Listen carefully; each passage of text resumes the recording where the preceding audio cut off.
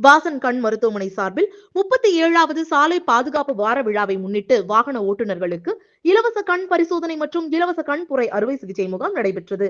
இந்த நிகழ்ச்சியில் ஈரோடு மேற்கு வட்டார போக்குவரத்து அலுவலர் நித்யா பேசுகையில், சுவர் இருந்தால்தான் சித்திரம் வரைய முடியும் என்பதை போல ஓட்டுநர்களுக்கு கண் பார்வை மிக முக்கியம்.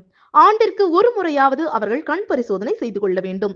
வாகனங்களை இயக்கும் பொழுது அதிக விபத்துகள் கண் பார்வை குறைபாடுகளால் ஏற்படுவதற்கு வாய்ப்புகள் இருக்கின்றன.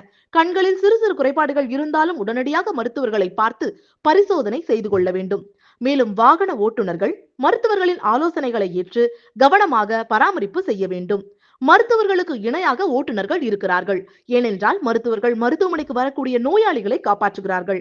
அதே போலவே பாதுகாப்பாக பயணம் செய்பவர்களின் உயிர்களுக்கு ஓட்டுநர்களே பாதுகாப்பை தருகின்றனர். கடவுளுக்கு இணையாக மருத்துவர்கள் இருப்பதை போல ஓட்டுநர்களையும் கடவுளுக்கு இணையாக மதிக்கின்றேன். ஓட்டுநர்கள் தங்களது தொழிலை பெருமையாக கருத வேண்டும். சுய ஒழுக்கத்தை ஓட்டுநர்கள் கடைபிடிக்க வேண்டும். செல்போன் டிரைவிங், மதுபானம் அறிந்துவிட்டு ஓட்டுவதை தவிர்க்க வேண்டும். மற்ற ஓட்டுநர்களும் அதே போல ஓட்டுவதையும் தடுக்க வேண்டும். ஒவ்வொரு நாளும் விபத்தில்லா உலகத்தை உருவாக்குவோம் என்ற உறுதிமொழியுடன் ஓட்டுநர்கள் செயல்பட வேண்டும் என கேட்டுக்கொண்டுள்ளார்.